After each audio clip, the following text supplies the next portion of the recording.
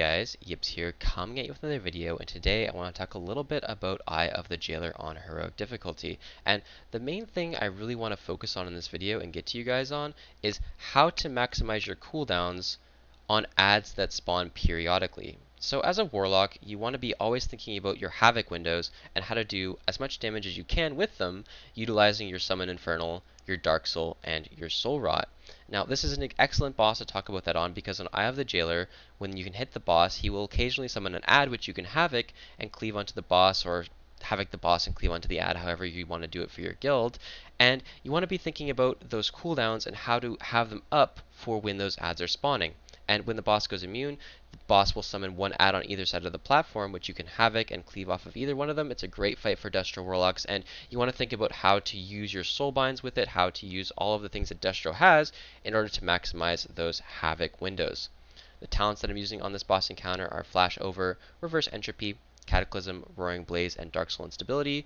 The Soulbind is Dreamweaver, and the legendary is Cinderflame. So let's go look at the video and kind of see what I mean about focusing on how to manage your cooldowns on a boss fight like this. Now, obviously, when you're progressing a boss fight and you're pulling it multiple times, you're going to be able to flesh out those cooldowns a little bit better. You're going to be able to see where you're using things incorrectly, where you're using them correctly, where you want your cooldowns, how you want to use those Havoc windows. But since this is the first time I pulled the boss, I didn't really know when the ad spawned, I didn't know how long the boss was going to take, I didn't know pretty much anything about ads on this boss fight or how long the cooldowns would line up. So let's take a look and kind of see where I could have done better, see where I went right, and how those Havoc windows could have been better used. So, on the boss encounter, I just start with my standard opener, pop my Kata, summon Infernal, use my Dark Soul, use my Soul Rot, all the goodness to maximize my single target DPS on this boss fight in the opener. But what I want you to notice is when does the first ad spawn, and when does the boss go immune? So, let's take a look at that here. So we have the first ad coming down in a few seconds here. I didn't know this, but you're going to see it in the video here. The first ad spawns now, and the boss is going to go immune in a little bit because we push him on his percent. So the first ad spawns, I get a Chaos Bolt and Incinerate, and the boss goes immune. So let's just go back and analyze this moment a little bit better and see what could have been done differently. So you can see here I pop my Dark Soul on my Dreamweaver, and the first ad is about to spawn now. Okay.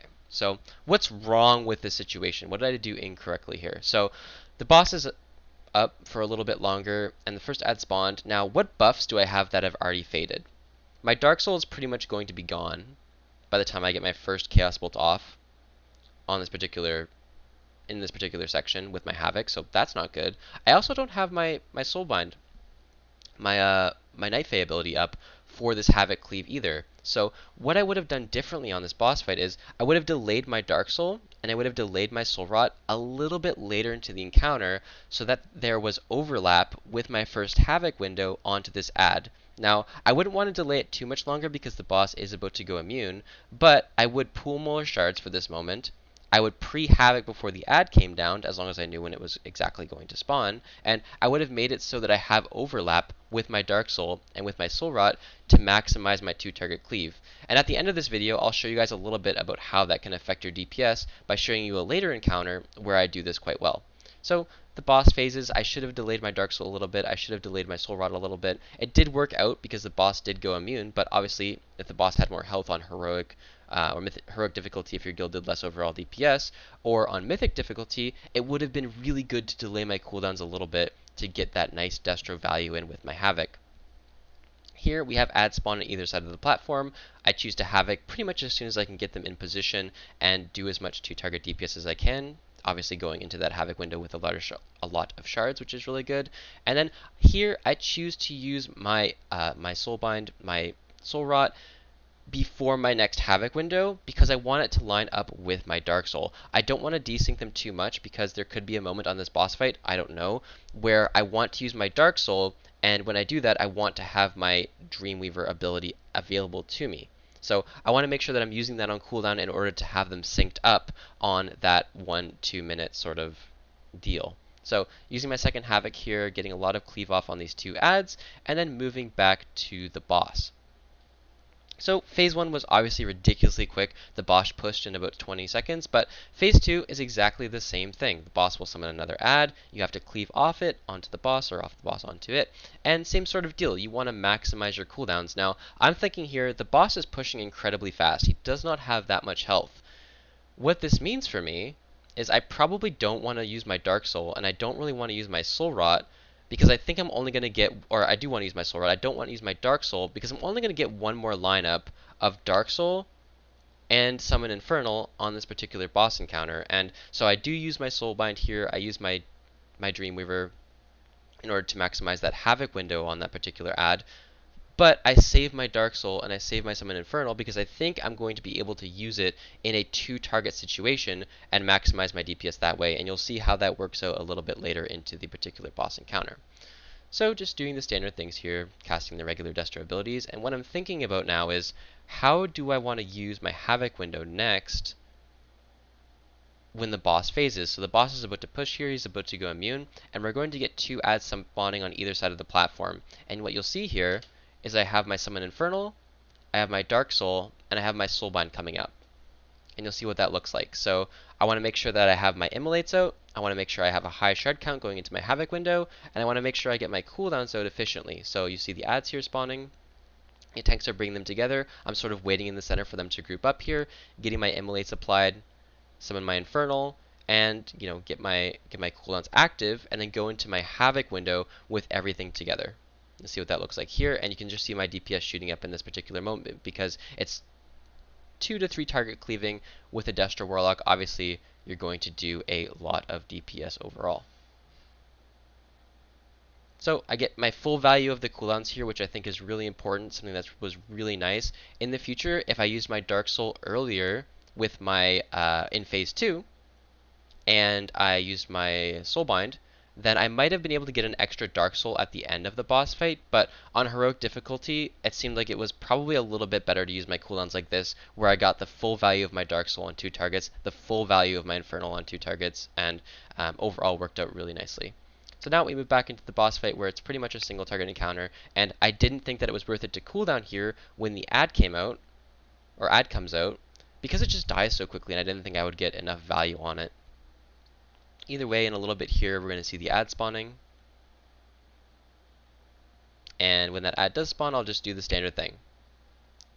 Cataclysm to spread my my Immolates, Havoc, focus the boss. Boss is at 10%, he's about to die. And so I did feel like if I used my cooldowns here, it would have been a little bit worse than having used my cooldowns in the intermission. You can make that decision for yourself, whether or not you want to delay those cooldowns, use them with the Lust here, and get that 2-target Havoc cleave off with the boss, or get the full value of them in the intermission.